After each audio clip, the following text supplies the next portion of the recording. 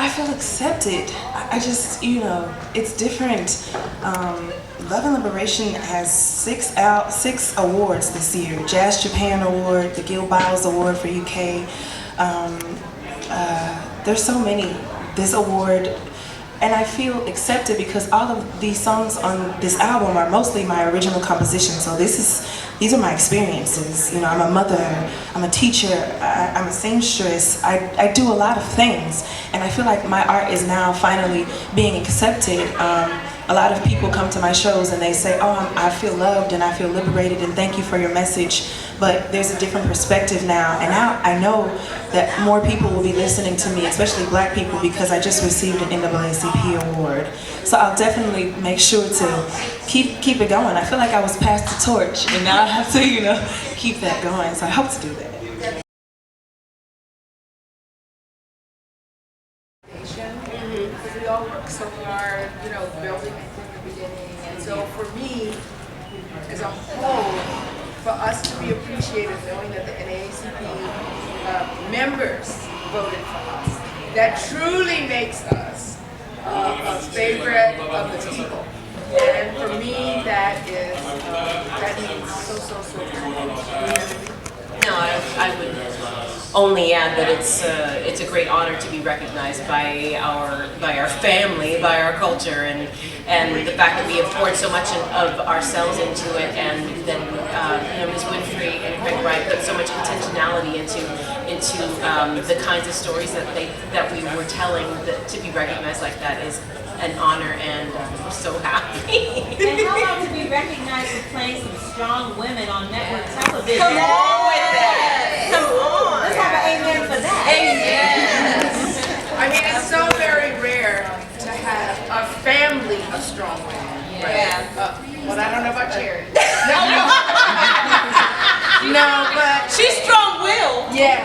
But to have a family of strong women, each one wanting something, each one with a character drive, probably can only have been done by Oprah's that were like, all of y'all are just fierce. And it's just been a real blessing, and season 5 is going to be really a lot going on. Get you on to look this way real quick. And I'm going to bring up Chris Turner-Towner to join the debate. Chris is our executive producer for Green Day. She knows all the secrets. Oh my gosh. I'm so proud of these women. Oh my God. All right, Chris, what secret you gonna spill about Well, 5? Come on, girl, break off. No, because that's too big. That's too big. I got nothing. Walk away from the mic. But it's beautiful. Chris Turner-Towner is in the writer's room. She's an EP, but she fights for us. She fights for real stories. And it's really, really an honor to have you in there. We love you so much. I love writing. It is an honor of my life. I'm getting emotional.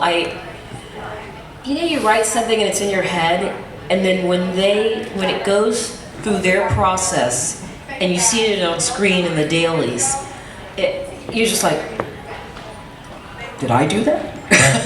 But they did that, and they just bring everything up.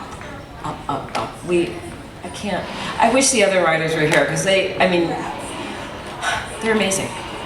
These women, usually when you're looking at dailies, you're just like, okay. But we kill to look at dailies. What did they do? What did they do? And we're always surprised, but not surprised by, wow, how good it is, but not surprised about how good it is. But the other thing I want to say about the writers' room, and Craig isn't here, and all of the other writers, but the creator and Chris, that they talk to us and they listen to us. Absolutely. About what we feel the truth of the character is, and find a way to come up with the compromise, make it work. They live and breathe these characters. But you listen. Oh, we do. That is so amazing. That's rare air that we've been living in. That is very true. To have a writer's room that actually truly wants to know what you think. Yeah. Yeah. Well, you're all phenomenal women. We appreciate you. Thank you very much. Congratulations. Thank you. It's hard because you spend a lot of time just kind of sitting at your laptop, or you're sitting in your studio trying to put something out there. You're trying to question, is anyone really going to get this? Is anyone really going to gravitate towards this? Is anyone really going to say, hey, you know what, this is actually pretty good? But you do it anyway, and you put it out there, and everything is not for everybody. And as long as you can understand that, you know that somebody's going to catch on to it. When I first started this idea to have this project, a lot of publishers said no. They said, well, we don't understand this. Black dancers, what is that? No, there's nothing viable in that. But somebody said yes. I did the legwork to find somebody to say yes, because no one was just going to walk up and say, yeah, we're going to do this. I actually have to find someone to say yes. And we put it out there. And you hear crickets for the first little while, but then the crickets turn into a roar. And then, before you know it, then the entire dance community is gravitating towards it because they get it, because it's for them. Once again, not everything is for everybody. So, you know your audience, you serve your audience, and that's how you persevere. Yeah, nothing else I can say about that, but you just gotta keep pressing, because every day you wake up thinking, okay, well, what are we doing? Is this really gonna happen? And then it happens, and here you are with this big old box. So, that's it. Thank you all.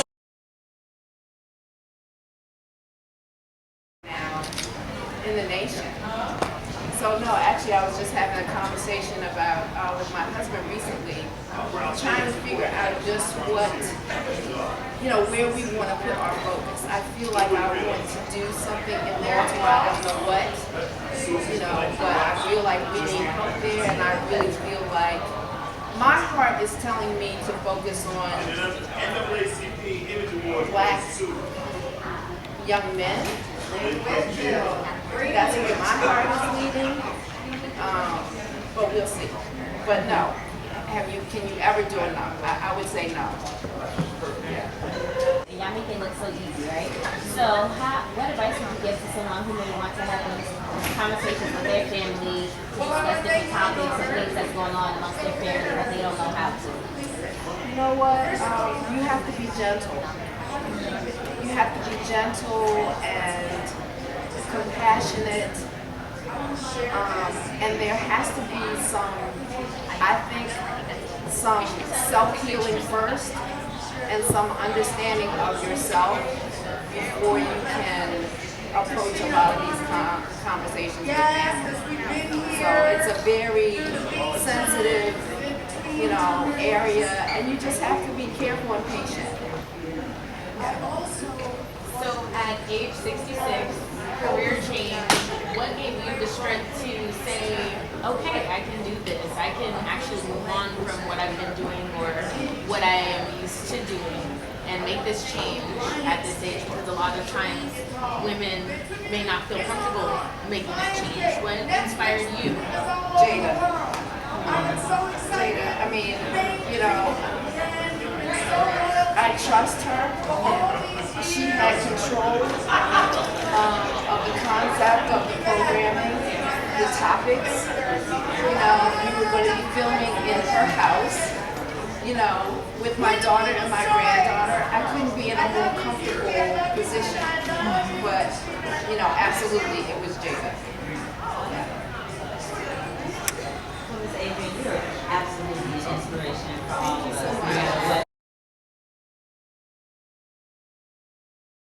That's it. So today we've done over 160. So it's like an amazing feat. Our son is like the little show that could. Really? So I'm really proud of it. What's your favorite artist that you have in profile? And I haven't profile. Guy. For you? I've been trying to do Frankie Beverly and Maze forever. And Frankie and Gap Band, we're trying to do that, yes. Oh, the Gap Band. But my favorite episode that I did was Roger dropping his album. Yes, that was good. That was a good one. So for me, I would like to see someone like from the 90s, maybe like Boyz II Men. In terms of my favorite episode, I would have to say Unsung Hollywood, maybe. And me and this guy right here, Isaac Taylor, we did 2 years ago. We did Gil Scott Heron, which was amazing. Yes. Yes. Thank you. Can you talk about the, oh, sorry. Oh no, I was just. I'd like to see Barry White or Cameo. How do you get your recommendations, or how do people submit to? So it's a collaborative list from us, the producers, and TV1. So we kind of all sit together and brainstorm, and then we have to approach the artists, and they have to be willing to allow us to tell their stories. Okay. And by the way, Cameo, I've been trying many times, and they think one of the things that's crazy, a lot of artists think they deserve a movie, Melly Mel, Grandmaster Flash, and I'm like, y'all ain't gonna get that movie. Y'all gonna take this unsung. But we're blessed because I think, as a person who produced a lot of TV shows, behind the music doesn't give the love to a lot of the artists that Unsung has been able to do. And so I think we filled a void to tell black audiences about our great artists. And we're blessed and thankful, 10 seasons strong. I just want to also add that we hear what you guys are saying on social media. We definitely see when you're tweeting us and who you want to hear from. It's not that we don't see it, but a lot of times it's like Keisha said, she's been here since the beginning. It's a collaborative process. So keep speaking, we'll hear it. I mean, Tevin Campbell, call us. So we hear you guys and we appreciate the years of loyal fanship from everybody out there. And we appreciate you. Thank you so much. Thank you. Yeah, can you talk about the importance of documentary? The importance of documentary? Yeah, versus like a feature film. I think the importance of a documentary is that you're stating facts and you really have to do your research and tell a truthful story, because at the end of the day, you hurt the credibility of the artist and us as producers and writers. So that's one of the things I love about documentaries, that you just can't write a script to it. You have to really dig deep and research and connect with the artists and telling their stories and make sure their vision is told on our platform, but also in a platform that they're satisfied with. Yep. I just wanted to add that we were in a really strong category tonight, and We didn't ever thought we was gonna beat R. Kelly. Let's keep it gangster.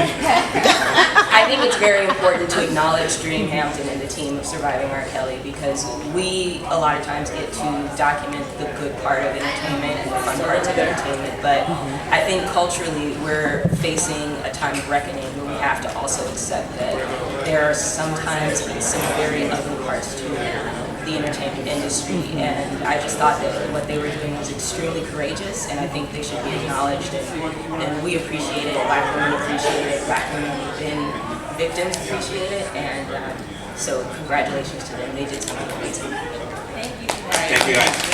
Appreciate it.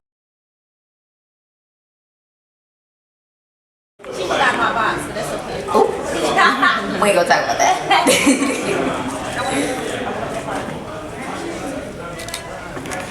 So how does it feel to win this award tonight? I mean, it feels amazing. Like, my mind is blown, but the fact that I get to experience this now when I'm this age and really feel how strong my support system is truly amazing. And I love the NAACP. Like I said in my speech, I've been going to the Image Awards since I was 9.5, and I won my first award from them when I was 9. So it's crazy. It's truly an experience, and I thank them so much for it.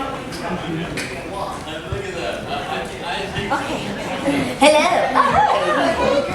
Hey, go ahead. So talk to me, Ms. Marseille. You are one of the youngest executive producers of a feature film. Yeah. Oh my God. What made you want to do that? Like, you got so much going on. What made you go, I want to sit in the driver's seat? Oh, I haven't done that yet, shockingly. I don't even have my permit, which is sad, but I'll get it eventually.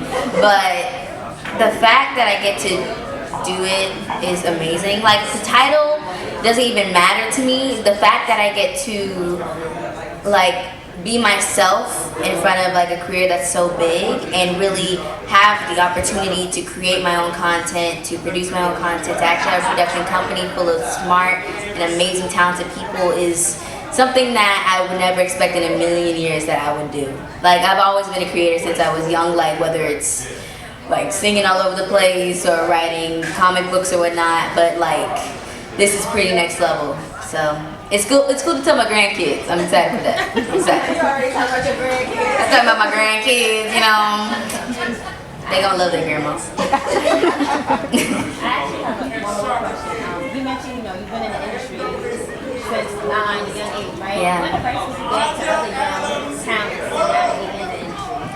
I would say getting into this is pretty, like, it's not easy. It's not easy at all. Like, make sure you have a passion to it. It's like, don't do it like because you want money or you want to get famous, because that's really how kids think. But do it because it means something. If it doesn't mean something to you, then go do something that does. And another thing is, mental health is such a big thing, and especially for kids my age. I've been through it. Like, I've been struggling.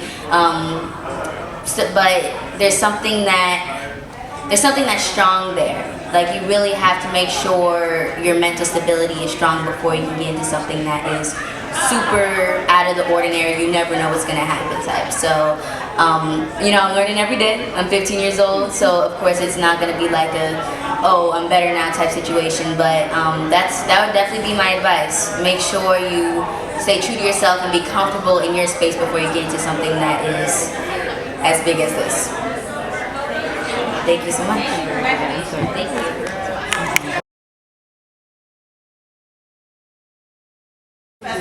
Yeah, do your best. I'm gonna try, because I don't know if we can do it.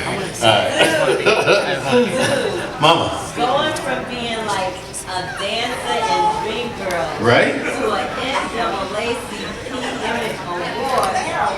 I'm trying to do it out here, man. I'm out in these streets just working. Thank you. I'm really, really excited. I mean, like, look, at the end of the day, I'm excited, like, I just kind of keep working and I do the work, whatever that is. But like, I'm really excited that they nominated this character, Dean. Do you know what I mean? Because we don't talk about it enough in the community, mental health and dealing with the traumas of mental health challenges and stuff like that. And so that they thought it was really appropriate to give me an award, an image award about this. It makes me feel seen for the character, if that makes any sense. Do you know what I mean? Because that just, do you know what I mean? The autism community is small and in need of help, and not small, it's actually quite large, but always in need of help and always in need of conversations and always in need of, furthering their cause. And so it all just makes me really happy. Yeah. This is a big stretch and range for you. Yeah. You do a lot of research in the autism community for I did, because the big thing for me was to not get it wrong, to not go, and because the show is a dark comedy, and we really play on the edge of funny and serious, I didn't want to make fun of it. Do you know what I mean? So we did lots of research. I talked to lots of doctors. I went and I spoke with lots of people. I watched and surveyed like children and adults and all these different people before I ever set foot on set. And then, I worked with Janine Barwa, and we really came up with some things that we thought were really specific for Dean, for this character, and that made sense for that journey. So yeah, we worked really, really hard to get it right. Thank you, Mother.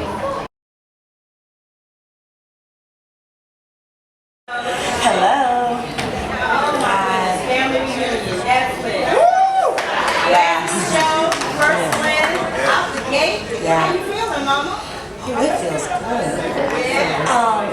It really does. I mean, I know a lot of people said it tonight, but it feels great to know that the people we're writing it primarily for. I mean, of course, we want everybody to watch our show, but we definitely wanted to connect with our community, and it just feels like such a big affirmation, with this award that we are doing that. So it's a blessing.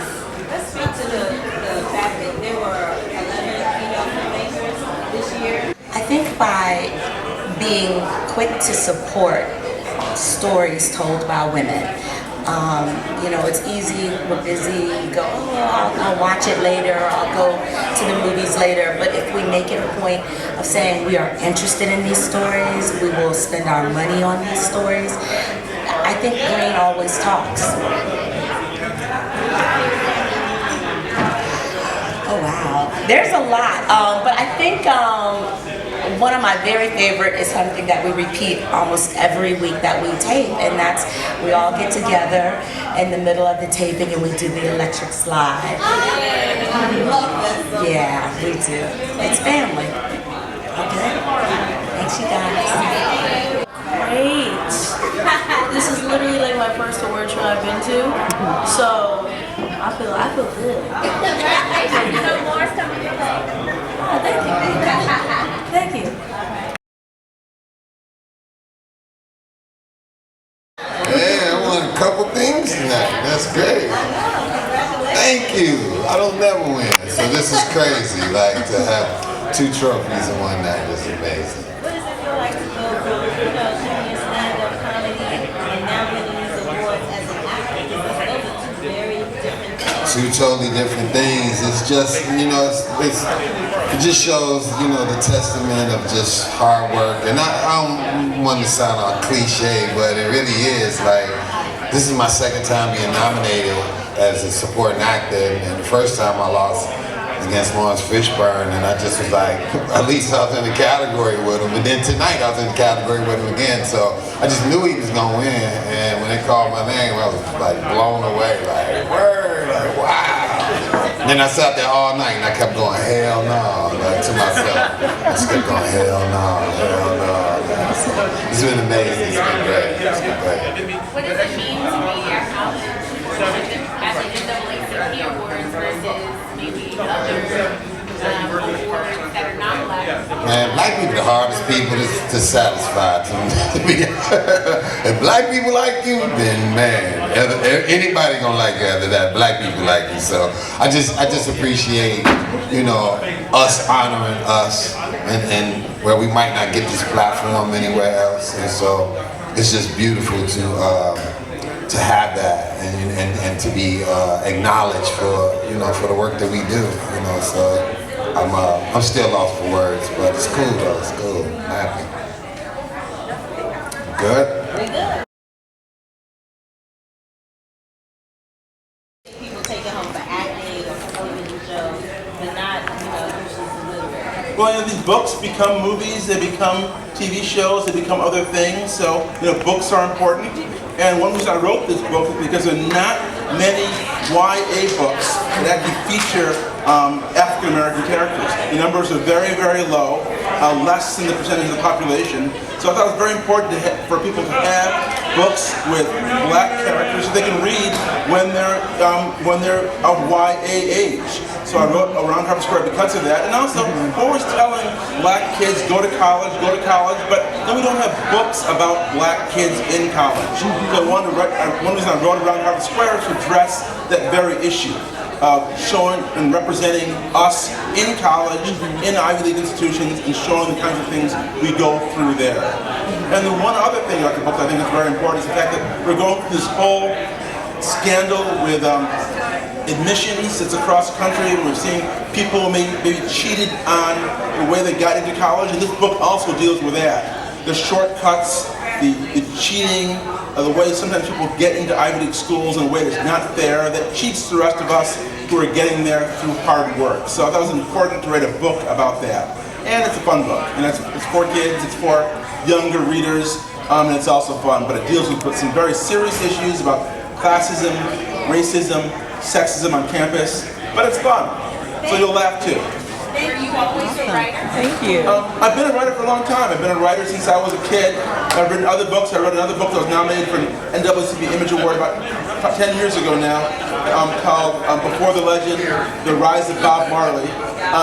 So it was great to talk about his story. It's also great to talk about this story too that's also close to my heart about higher education. Thank you so much. Thank you. Thank you.